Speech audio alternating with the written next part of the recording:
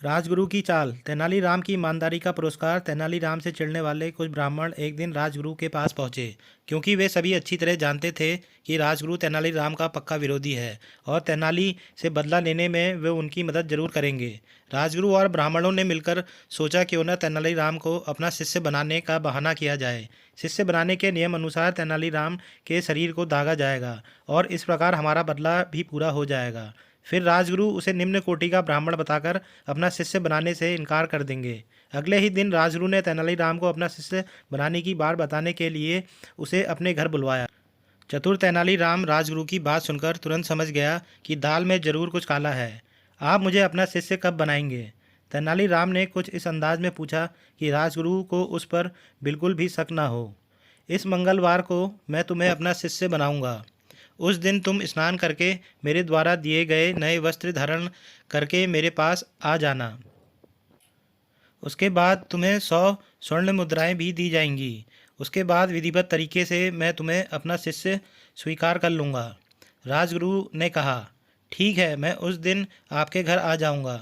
इतना कहकर तेनालीराम अपने घर चला गया। घर पहुंचकर उसने यही सब बातें अपनी पत्नी को बता दी।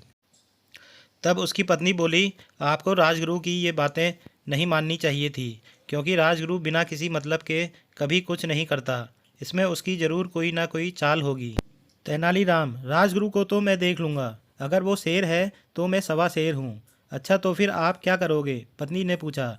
तब तेनालीराम बोला, कुछ दिन पहले कुछ ब्राह्मण राजगुरु के यहाँ सभा करने गए थे, जिनमें से सोमदत्त नाम के ब्राह्मण को मैं अच्छी तरह जानता हूँ। उसकी आर्थिक स्थिति ठीक नहीं है।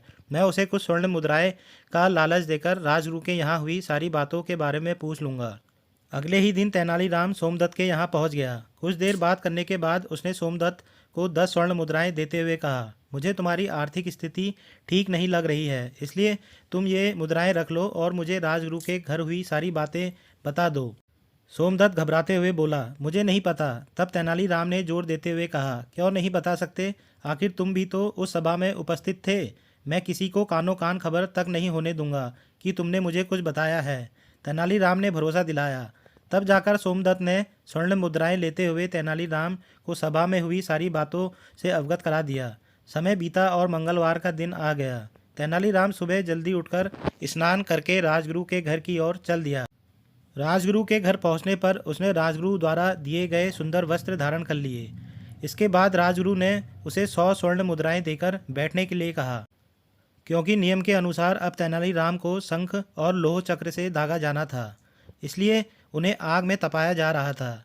जैसे ही वे पूरी तरह तप गए, तभी तेनालीराम 50 स्वर्ण मुद्राएं राजगुरु की ओर फेंकते हुए बोला, आधी ही बहुत है, आधी आप वापस रख लीजिए। इतना कहकर तेनाली वहां से भाग गया। अब राजगुरु और ब्राह्मण भी तपे हुए शंख और लोह चक्र लेकर तेनालीराम के पीछे पीछे दौड़ने लगे। यह नज़ारा देखने के लिए रास्ते में काफ़ी भीड़ इकट्ठी हो चुकी थी।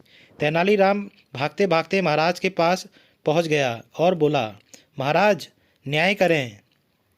दरअसल मुझे राजगुरु का शिष्य बनाया जा रहा था कि मुझे अचानक याद आया कि मैं उनका शिष्य नहीं बन सकता, क्योंकि मैं तो निम्न कोटि का ब्राह्मण हूँ। वैदिक ब्राह्मण ही राजगुरु का शिष्य बन सकता है।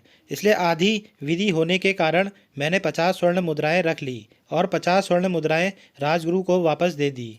फिर भी वे मुझे दगवाने के लिए मेरे पीछे आ रहे हैं। अब राजगुरु और सभी ब्राह्मण भी वहां आ पहुंचे, तो महाराज के पूछने पर राजगुरु को स्वीकारना पड़ा कि तेनालीराम उनका शिष्य नहीं बन सकता। राजगुरु ने असली बात छिपाते हुए महाराज से क्षमा मांगते हुए बोले, मैं यह भूल गया था कि तेनालीराम निम्न कोटि का ब्राह्मण है। तभी महाराज बोले, तेनालीराम की ईमानदारी के लिए उसे इनाम मिलना चाहिए। इतना कहते ही महाराज ने तेनालीराम को 1000 स्वर्ण मुद्राएं इनाम के तौर पर दे दी।